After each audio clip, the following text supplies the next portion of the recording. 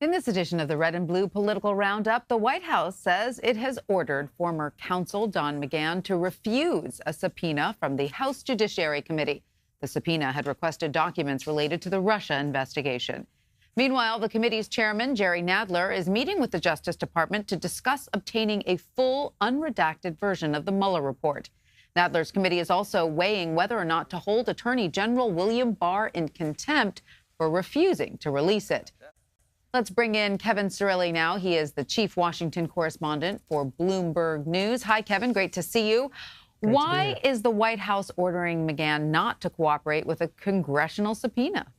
Strategy. It's all strategy. Look, the White House has said that from a broader standpoint, whether it relates to the Mueller investigation or whether it relates to the president's tax returns, that they are going to try to use every legal avenue available to them in order to thwart some of the Democratic investigations that are happening. They also feel that from a political standpoint, the polls are on their side, especially within Republican circles. They feel that Democrats are going to overreach on this front. Now, when I talk to Democrats, they say, hey, wait a minute, this is part of a broader Democratic strategy to paint a picture of a culture of corruption. It's why all of these different data points to them matter. But whether or not it's overreach or whether or not it's culture of corruption, look, we're going to find out once in the next presidential cycle. Right. And at the same time, the president is saying he does not feel that special counsel Robert Mueller should testify. We did hear the Attorney General William Barr say earlier that he didn't see a problem with it.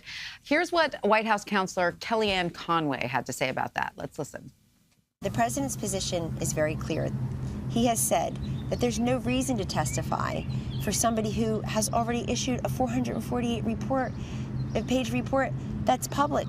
Is Mr. Mueller going to go to Capitol Hill and say, oh, you know what, I forgot, milk, butter, eggs, indictment, crime? He's not going to say that. There is no criminal referral.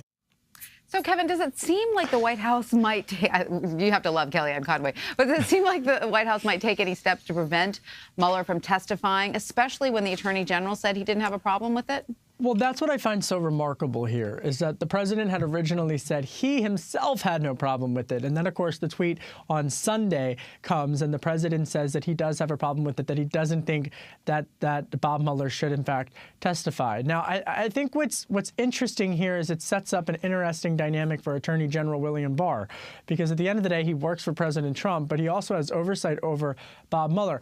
I was struck by Senator Lindsey Graham, the Senate Judiciary Committee chairman, a Republican from South Carolina, has the president's ear. Senator Graham in lockstep with this White House. I think Senator Graham, Chairman Graham rather, really foreshadowed the contours of this when after William Barr's testimony before the Senate, he came out to the microphones and said he didn't think that Bob Mueller has to testify. Bottom line, I think that Democrats want the unredacted version of the report. They want to hear from Bob Mueller to testify. But the calculation inside of 1600 Pennsylvania Avenue is that it's not making much of an impact amongst independent voters. It's why you saw Attorney General Barr say that last week that he didn't really feel that there was much. He didn't say this, but the inference was by him not testifying in the House that there wasn't that much to be lost politically. Right. All right. So how then are Democrats reacting to the White House's positions on McGahn and Mueller?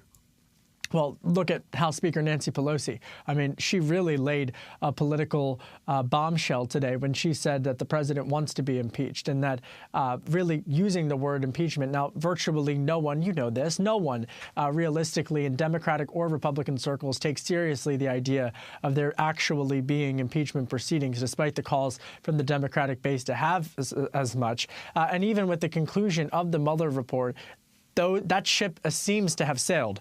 But still, the rhetorical approach coming from Democrats is continuing. It is, to some extent, intensifying. And I would anticipate that it continues to intensify, especially as these investigations make their way through the courts. It was interesting to hear Nancy Pelosi say that she believes the president wants them to start impeachment proceedings, because he thinks that it could be politically helpful for him, to rally the debate. That was fascinating. But anyway, I want to ask you about the Justice Department working on an agreement with Democrats on the House Judiciary Committee to head off a contempt hearing for Attorney General William Barr on Wednesday. What is the latest you're hearing about that? Well, so it's two things. First and foremost, there's this back and forth between Chairman Neal, for example, and administration officials as they correspond with letters versus the abrupt Twitter cable news cycle rhetoric that comes out for all of these. Attorney General William Barr made the calculation, as we've reported, that he did not need to testify before the House last week because he didn't like the procedurals in terms of how Democrats, the Democratic Control Committee, were arranging that. He didn't feel comfortable with staffers being able, or counsel being able, to ask him questions. He thought really it should only be lawmakers who are able to ask him questions. Now there's this new back and forth about whether or not he'll testify. I think from AG Barr's perspective, he doesn't need to prove that he has any problem speaking publicly because he's spoken out so frequently, whether it's in a 4-page memo or in congressional hearings. So I think now it's just in the political sphere. But when I talk to Republican strategists, when I talk to Democratic strategists, all of them agree. They don't agree on much, but they agree that these conversations have not significantly moved the needle one way or another. Right. Well, I'm going to switch topics now. Yes. Trade talks with China. Now you're talking my neck of the woods.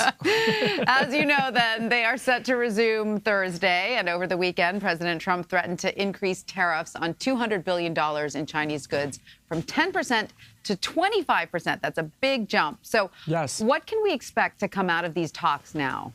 Three things. First and foremost, Wall Street is slumped as a result of this, particularly some big companies tick downward on this news. Caterpillars, Boeings, John Deere's of the world. I mean, these are supply chains that are directly impacted by these tariffs that are escalating and being ratcheted up at 12:01 a.m. on Friday. You mentioned the second point that I'll make, which is that these tariffs had already increased 10%. And so the president is increasing that threshold to 25%. Mind you, in the trade negotiations between the world's two largest economies, the U.S. is not even discussing walking back any of these tariffs on any potential agreement, but rather saying that these are just going to increase. This comes as Chinese Vice Premier Liu He is set to arrive in Washington, leading a Beijing delegation on Thursday and Friday of this week to meet with Treasury Secretary Steven Mnuchin, U.S. Trade Representative Bob Lighthizer, and notably President Trump. So whether or not they can get to some type of a deal, we should know within this week. The third and final point that I would make is, why does this matter? Well, it matters, of course, for folks who have retirement savings, who have stock options in those companies that I alluded to, that are the crux of a lot of people's retirement savings that are impacted by this. It matters in terms of how the Fed, the central bank, the Federal Reserve will factor in all of this economic uncertainty into forecasts of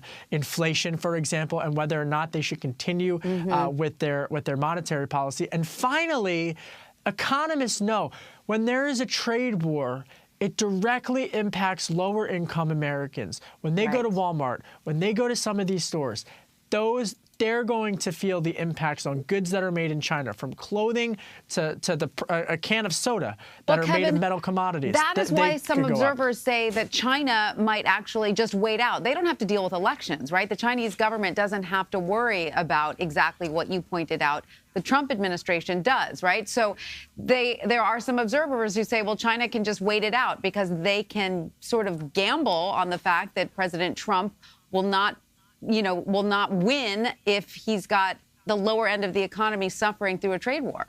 Precisely. And remember, Chinese President Xi Jinping, he's got power for virtually the rest of his life. On the other side of that, some economists suggest that China is headed toward some economic turbulence of their own. But you can't look at the president prefers bilateral trade negotiations, but you can't look at bilateral negotiations and not expect a multilateral response. Look at what we're seeing with Senate Finance Committee Chairman Chuck Grassley, a Republican from Iowa, saying that steel and aluminum tariffs in USMCA or NAFTA 2.0 are going to sink the ratification of this. And the last and quick point that I would note, I know I'm nerding out, but this is literally my forte.